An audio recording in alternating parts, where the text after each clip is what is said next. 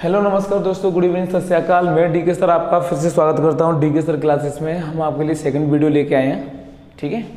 पहले मैंने ट्रायंगल पढ़ाए थे, इस वाली वीडियो में आपको रेक्टेंगुलर और स्क्वायर पढ़ाएंगे। सबसे पहले पढ़ते हैं आयत। आयत में क्या होता है भाई? लंबाई और चौड़ाई होती है, ये दोनों आपस में बराबर होती हैं और ये चौड़ाई आपस में बराबर होती है। इसे चौड़ाई बोलते हैं, इंग्लिश में ब्रेथ। इसे लंबाई बोलते हैं, इंग्लिश में होता है लेंथ, ठीक है। ये दोनों आपस में बराबर होती हैं, ये दोनों आपस में बराबर होती हैं और इसका प्रत्येक कोण 90 डिग्री का होता है। इसके बीच में जो डायगोनल होता है वो विकर्ण का काम करता है, ये विकर्ण होता है, ठीक है। सबसे पहले आ जाता है इसमें, सबसे पहले आयत के अंदर क्वेश्चन तो बाद में कराएंगे, सबसे पहले इसके फॉर्मूले देख लेते हैं। आयत का क्षेत्रफल यानी कि एरिया, लंबाई गुणा चौड़ाई,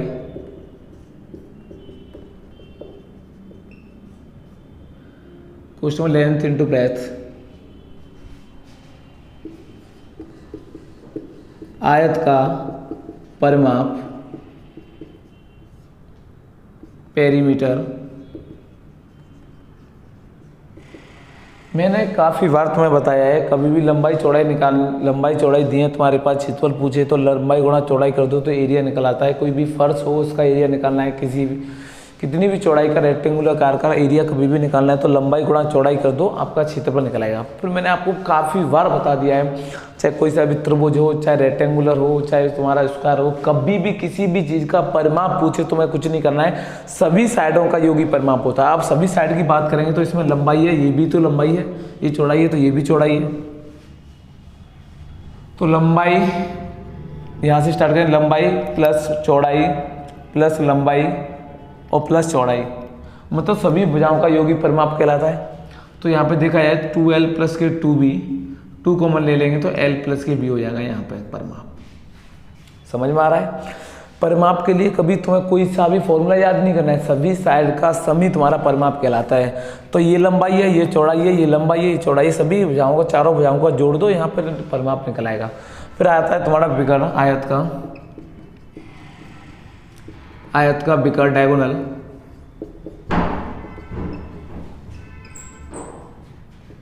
डायगोनल क्या होता है? रूट में लंबाई का स्क्वायर प्लस के चौड़ाई का स्क्वायर, रूट में लंबाई का स्क्वायर प्लस के चौड़ाई का स्क्वायर, ठीक है। तो आयत का विकर्ण डायगोनल निकालना है तुम्हें, डायगोनल निकालना है, रूट में एल का स्क्वायर प्लस के बी का होता है, ये एल का स्क्वायर प्लस के बी का स्क्वायर डायगोनल निकल आएगा। अब इस पर पूछ लेता है, कभी भी पूछता है, वो तुम्हारा घनाभ में आ जाता है। वैसे तो घनाभ का वक्र पृष्ठ का काम करता है, इसी में पूछता है कि कमरे की 4 दीवारों का क्षेत्रफल, वो आयत से ही बना है तुम्हारे, उसमें हेड दी होती है। कभी भी पूछे कि कमरे की 4 दीवारों का क्षेत्रफल, कमरे की 4 दीवारों का क्षेत्रफल,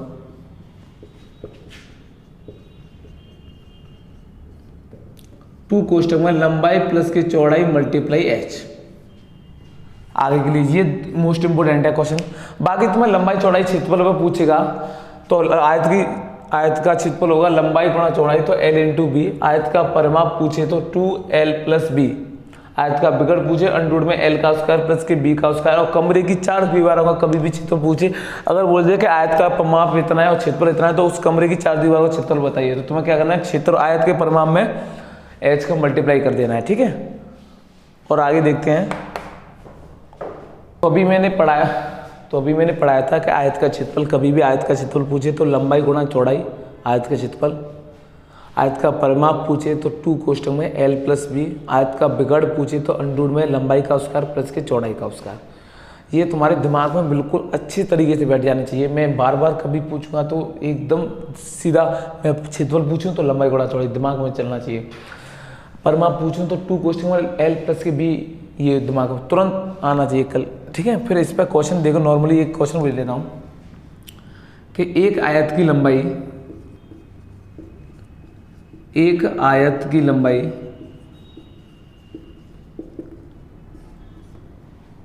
12 मीटर है तथा चौड़ाई 5 मीटर है, तो इसका वही अपना तरीका पूरा। एक आयत की लंबाई 12 मीटर है, चौड़ाई 5 मीटर है, तो इसका क्षेत्रफल परिमाप विकर्ण बताएं।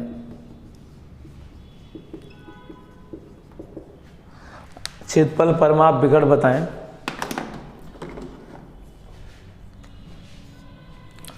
तो तुम्हें आयत का क्षेत्रफल निकालना है, सिंपल सा है।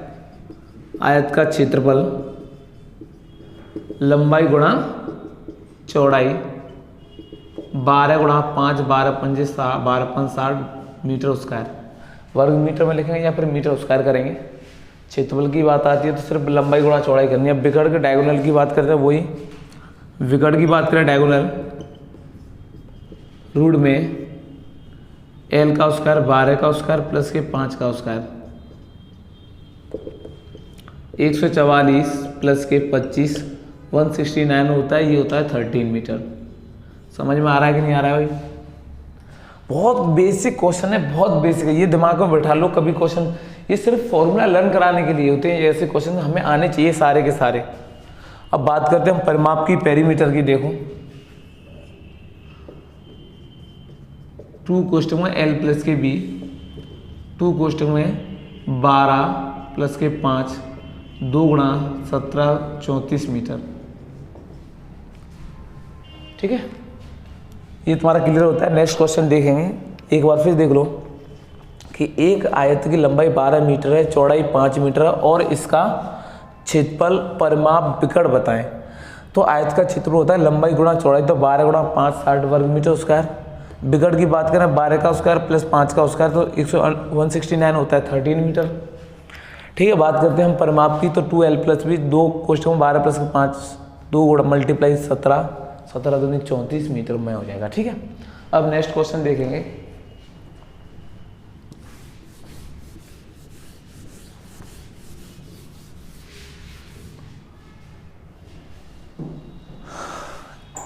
एक आयत, थोड़ा जल्दबाजी तो नहीं हो रहा क्योंकि क्वेश्चन को एक नॉर्मली क्वेश्चन था। एक आयत का परिमाप तथा लंबाई का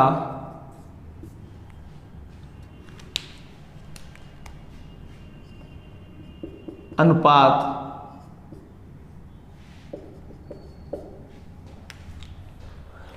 एक आयत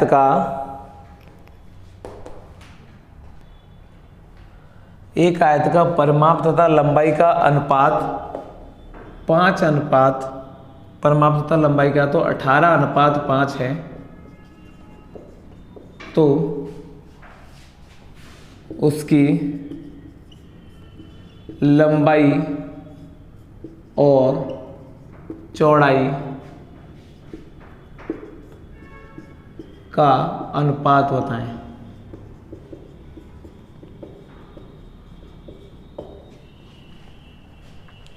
ठीक है, एक बार फिर सोच लो, एक आयत का परिमाप तथा लंबाई का अनुपात 18:5 है, तो उसकी लंबाई और चौड़ाई का अनुपात ज्ञात कीजिए। नॉर्मल क्वेश्चन है, कोई दिक्कत नहीं।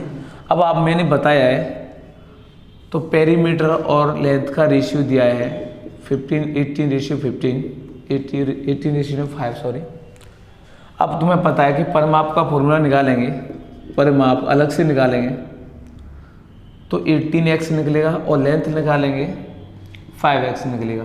ठीक है, रेशियो से कभी भी 2 कोष्टक में लेंथ प्लस के ब्रेथ इक्वल टू 18x, 2 से काटेंगे 9x टाइम एल की एल 5x प्लस के b equal to 9x, 5x minus करते हैं तो b इक्वल टू कितना आएगा 4x। लेंथ निकालेंगे इसकी, b है ही तुम्हारे पास और 5x लेंथ है ही, तो रेशियो आएगा length ratio breadth equal to 5x ratio 4x। अगर काटेंगे तो x कांस्टेंट हटाना पड़ता है, तो 5 रेशियो 4 आंसर हो जाएगा। 5 रेशियो 4 दिख रहा है कि नहीं दिख रहा है? ठीक है। एक आयत का परिमाप तथा लंबाई का अनुपात 18:5 है, तो उसकी लंबाई और चौड़ाई का अनुपात ज्ञात कीजिए। यही तो है, लंबाई और चौड़ाई। तो परिमाप का रेशियो दिया है और लेंथ का रेशियो 18:5 है। तो सबसे पहले हमें क्या करना है, लेंथ और ब्रेथ निकालनी है। सबसे पहले ब्रेथ निकालना है। रेशियो से कभी भी दिमाग में ये चीज़ अपने दिमाग में बिठा लो कि अगर हम किसी भी रेशियो से कोई भी संख्या अगर वैल्यू बाहर निकालते हैं तो बिना कांस्टेंट के बाहर नहीं निकालेंगे। कांस्टेंट क्या होता है, 18 से बाहर निकालना है 18x, 5 से बाहर निकालना है 5x। समझ में आ रहा है? ठीक है। 18x तो 2l + b = 18x। l की वैल्यू तो हमारी 5x है, 5x रख दिया यहाँ पर, 2 से 9x बार 5x माइनस किया, 9x में 5x b = है 4x। l ratio b 5x ratio 4x, तो 5 रेशियो 4। बिल्कुल समझ में आ रहा है? नेक्स्ट देखें। अभी एक क्वेश्चन और आता है, देखिए।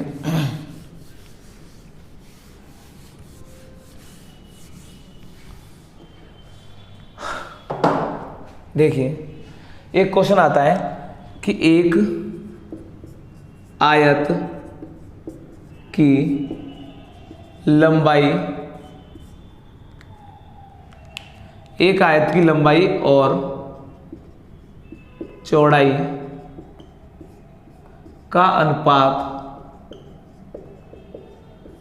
लंबाई और चौड़ाई का अनुपात लंबाई और चौड़ाई का अनुपात 12:5 है, तथा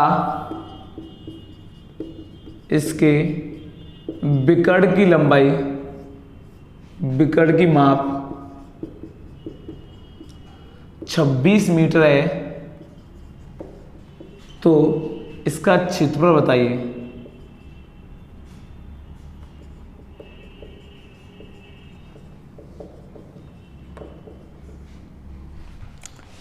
कुछ भी नहीं करना है। एक आयत की लंबाई और चौड़ाई का अनुपात दिया है 12:5 और इसके बिकड़ की माप दी है 26 मीटर, तो इसका क्षेत्रफल बताइए। अब तुम लोग सोच रहे हो 12x निकालूंगा, 5x निकालूंगा, फिर वर्ग करना, बहुत बड़ा लेंदी मेथड। कुछ भी नहीं करना है, सिर्फ ट्रिपलेट आनी चाहिए। 5, 12, 1, 13 की सीरीज होती है, जिसमें 5, 12, 13 सबसे बड़ी भुजा होती है। अगर बात बड़ी भुजा 13 होती है तो 5, 12, 13 है, तो यहाँ पे बड़ी भुजा बिकड़ का काम कर रहा है यहाँ पे। अगर ये 26 है तो ये 13 का कितने टाइम से, 2 टाइम से? नहीं समझ में आ रहा। 5, 12, 13 एक राइट एंगल ट्रायंगल पढ़ाया था मैंने, वो उसमें कड़ होता है, तो सबसे बड़ी भुजा कड़ की माप करते हैं। इस आयत के अंदर सबसे बड़ी भुजा बिकड़ होती है। नहीं समझ में आ रहा तो सुन लो एक बार फिर, कि समकोण त्रिभुजों के अंदर सबसे बड़ी भुजा कड़ होती है, आयत के अंदर सबसे बड़ी भुजा बिकड़ होती है। ठीक है।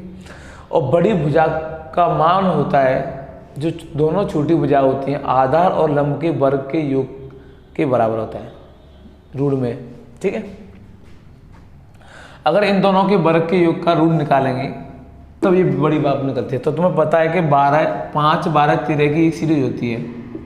अगर ये 13 का डबल है तो ये क्या हो जाएंगे, ये 5 का डबल क्या हो जाएगा 10, और 12 का डबल क्या हो जाएगा 24। 5, 12, 13 की सीरीज होती है, तो 10, 24, 26 की भी तो एक सीरीज हो जाएगी। अगर नहीं निकालना है, जल्दी निकालना है, तो लंबाई गुणा चौड़ाई आपने पढ़ा है क्षेत्रफल, तो हमें कुछ भी नहीं करना है। 10 × 24 कर देंगे तो 240 वर्ग मीटर आएगा। अगर तुम्हें डायरेक्टली ये क्वेश्चन करना है, बेसिक से तो आप कर सकते हैं, आप कल बेसिक तो आपको पता ही है। एक बार नहीं समझ में आया एक बार फिर सुनो, क्योंकि राइट एंगल ट्रायंगल बनता है, ये वाला जो भुजा होती है वो सबसे बड़ी होती है, बाकी ये दोनों के वर्गों का योग करें फिर रूट कर देंगे तो बड़ी वाली भुजा की माप निकलेगी। और सिंपल सी बात है, जब ये 26 देखा है तो सीधा दिमाग में जाना चाहिए 13 का मल्टीपल हो रहा है, और एक ट्रिपल होती है 5, 12, 13, और 5, 12 तो ये लंब 5 हो जाएगा, आधार 12 हो जाएगा, तो ये तो भाई सबसे बड़ी भुजा तो कर्ण होगी। अब 13 का डबल 26 होता है, तो ये कितना हो जाएगा 5 का डबल 10 और 12 का डबल 24, तो ये 24 तो 10 26 हो जाएंगे कि नहीं हो जाएंगे। तो 24 तुम्हारी लंबाई का काम करे या चौड़ा चाहिए, इससे कोई मतलब नहीं। अगर इसमें 24 इधर दिया है तो जरूरी नहीं थोड़ी ना इधर आ जाएगा, 24 इधर आ जाएगा और 10 इधर हो जाएगा। वो तो गुणा करना है, चाहे 24 गुणा 10 कर लो या 10 गुणा 24 कर लो, ट्रिक होती है वो तो। माप उसमें लंबाई या चौड़ाई पूछे तब अब एक्चुअल में इस तरीके से लगाएंगे कि ये 24 होगी, फिर ये तुम्हारी 10 होगी। मैंने इसीलिए समझाया, अगर मैं पहले ही 24 लिख देता तो सीधा तुम्हारे दिमाग में नहीं आता, फिर डायरेक्टली तुम्हारे अभी तुम्हें पता चलेगा कि मैंने 10 को मुझे इसलिए करना पड़ा है क्योंकि यहाँ पर चौड़ाई कम है और लंबाई ज़्यादा है रेशियो में, तो लंबाई बड़ी होगी और चौड़ाई कम होगी हमेशा रेक्टेंगल में। तो इसका एरिया क्या हो जाएगा 240 वर्ग मीटर। नेक्स्ट क्वेश्चन देखें, देखिए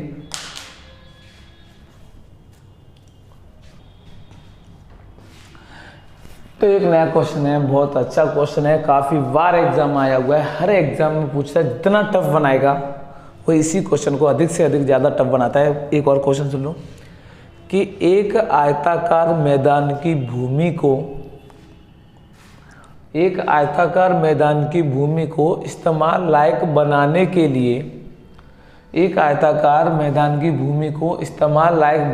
लिए 25 पैसे प्रति वर्ग मीटर की दर पर 3000 रुपये खर्च किए गए। एक आयताकार मैदान की भूमि को इस्तेमाल लायक बनाने के लिए 25 पैसे प्रति वर्ग मीटर की दर पर 3000 रुपये खर्च किए गए। उस मैदान की चौड़ाई 50 मीटर है।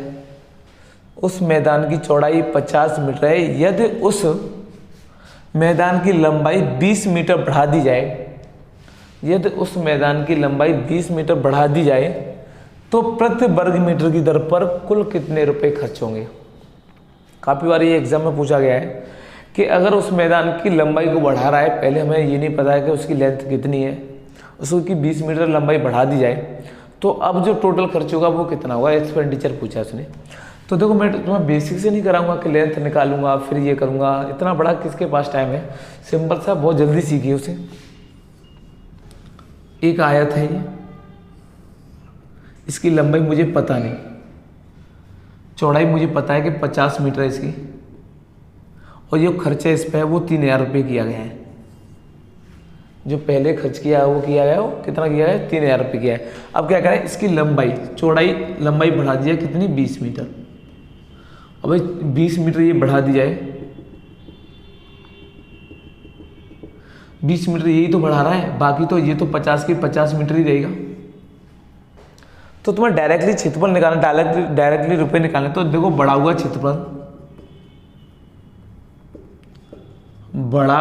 क्षेत्रफल निकालेंगे तो लंबाई गुणा चौड़ाई, एक तो आयत ही बनना है भाई, 20 गुणा 50 तो कितना हो जाएगा भाई, 1000 वर्ग मीटर। 1000 वर्ग मीटर ये बढ़ा हुआ क्षेत्रफल है। तो बढ़ा हुआ पैसा निकालेंगे तो 1000 का 25 पैसे हैं, 25 पैसे प्रति वर्ग मीटर है। अगर रुपए में चेंज करें तो 25 में 100 का भाग दे देंगे तो 1/4 रुपये प्रति मीटर स्क्वायर हो जाएगा। ठीक है, तो इसका 1/4 कर दूंगा तो कितने रुपए निकलेंगे, 250 रुपये। कितने रुपए बढ़ जाएंगे, 250 रुपये बढ़ जाएंगे। तो टोटल एक्सपेंडिचर निकालेंगे, निकाले 3000 वो थे, 250 ये थे, तो हो जाएंगे 3250 रुपये। कितना हो जाएगा, 3250 रुपये। समझ में आ रहा है। एक बार फिर सुन लो कि लंबाई मुझे पता नहीं, चौड़ाई 50 मीटर दी थी, खर्च दिया था 3000। सर हमने लंबाई तो निकाली नहीं, निकाल सकते थे यार, बहुत टाइम लगता है, इतना हमारे पास टाइम है कहाँ। सबसे पहले तो ये देखो, जितना तुम्हारा एरिया बढ़ेगा उतना ही तुम्हारा अमाउंट बढ़ेगा।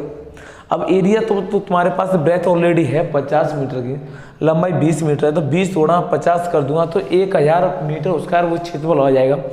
पैसा होगा 1000 का 1/4 कर दूंगा तो 250 रुपये बढ़ जाएंगे। कितना बढ़ जाएगा, 250 रुपये बढ़ जाएंगे। 250 रुपये 3000 पहले से थे, 250 पड़ गए तो 3250 रुपये हो चुके। एक बार फिर सोच लो कि एक आयताकार मैदान की भूमि को इस्तेमाल लायक बनाने के लिए 25 पैसे प्रति वर्ग मीटर की दर पर 3000 रुपये खर्च किए गए। उस मैदान की चौड़ाई अगर 50 मीटर है, यदि उस मैदान की लंबाई 20 मीटर बढ़ा दी जाए तो प्रति वर्ग मीटर की दर से कुल कितना खर्च होगा। एक बार फिर सुन लो, 3000 पहले तो ये एरिया के थे, 20 मीटर ये बढ़ा दी, 50 सेम रहेगी, 20 गुणा 50 किया तो 1000 मीटर तुम्हारा क्षेत्रफल बढ़ चुका है। 1000 का मतलब 250 रुपये एक्स्ट्रा तुम पे एक्सपेंडिचर खर्च होंगे। 3000 ये थे, 250 और एक्स्ट्रा हो गए तो कितना हो जाएगा 3250 रुपये। अब नेक्स्ट देखेंगे, देखिए नेक्स्ट क्वेश्चन आता है आपका, इसी पे एक नेक्स्ट क्वेश्चन आता है परसेंटेज में। बहुत बार क्वेश्चन, काफ़ी बार एग्जाम आया हुआ है क्वेश्चन है ये कि एक आयत की लंबाई को इतने परसेंट बढ़ा दिया जाए, चौड़ाई को इतने परसेंट बढ़ा दिया जाए तो बताइए उसके क्षेत्रफल में कुल कितने परसेंट की वृद्धि हुई। एक नंबर का ये दिमाग में बैठा लो, एक नंबर का आना ही आना ये क्वेश्चन।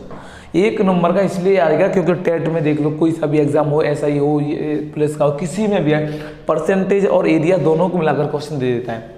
ठीक है, क्वेश्चन आएगा कैसे, देखो कि एक आयत की लंबाई में 20% की वृद्धि कर दी जाए तथा चौड़ाई में 10%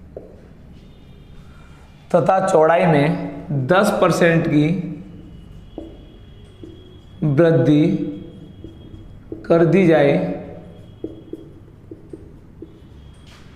तो क्षेत्रफल में कितने प्रतिशत की वृद्धि या कमी होगी।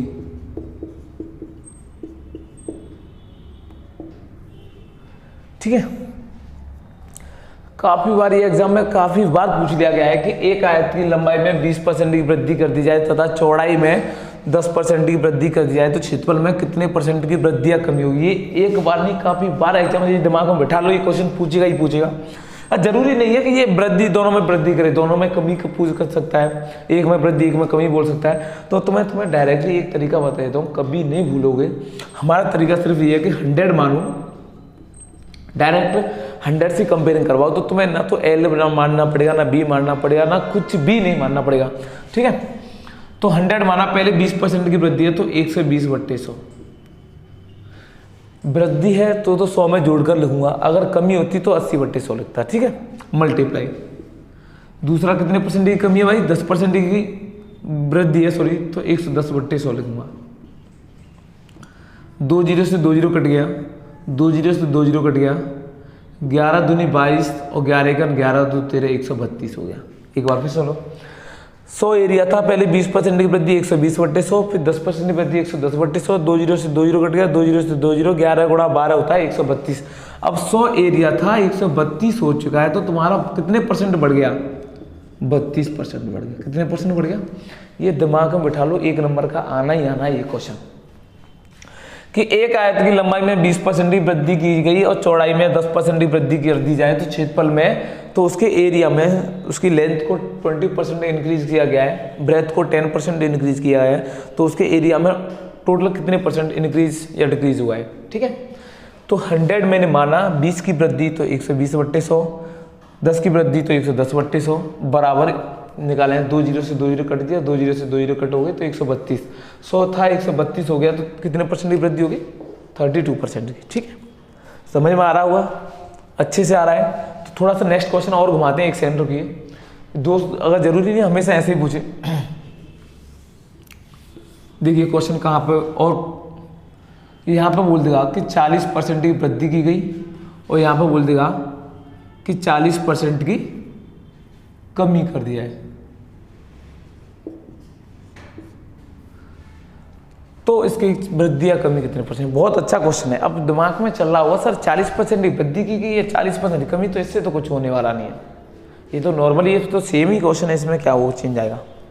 ठीक है, ऐसा नहीं होता बेटा। एक आयत की लंबाई में 40% की वृद्धि कर दी जाए तथा चौड़ाई में 40% की कमी कर दी जाए तो उसके क्षेत्रफल में कितने परसेंट की वृद्धि या कमी होगी। ये एक नंबर का आना ही आना, ये सीधा दिमाग में बैठा लो। 100 माना, 40 की वृद्धि 140/100, 40 की कमी करें तो कितना आएगा 60/100। अब जरूरी थोड़ी है कि 40 वृद्धि कर दे 40 कमी कर दे तो हमेशा बराबर ही आए, ठीक है। तो देखो 2 जीरो से 2 जीरो काट दिए, ये 2 जीरो से 2 जीरो काट दिए। अब बचा क्या, 14 मल्टीप्लाई 6। अब 6 का मल्टीप्लाई करेंगे तो 6 का 4 में करें 4 24, 6 का 1 में करें तो 2 84। अब 100 था 84 आ गया। तो डायरेक्टली कर दें तो सिंपल सा है। अगर मैं डायरेक्टली बोल दूं कि 100 से 184 होता तो 84% आ जाएगा। और जरूरी थोड़ी ना कि हमेशा ज़्यादा या कम भी तो आ सकता है। 100 से 84 आया। अब ये यहाँ से कम आ रहा है तो कमी हो रही है, और ये 100 से ज़्यादा आ रहा है तो वृद्धि हो रही है। अब 100 से 84 कितना लेस है आपको पता है, 16%। 16% लेस है। अब 16% ये कम है तो यहाँ पे 16% क्या लिखेंगे, कमी। कितने परसेंट की, 16% की कमी। ठीक है।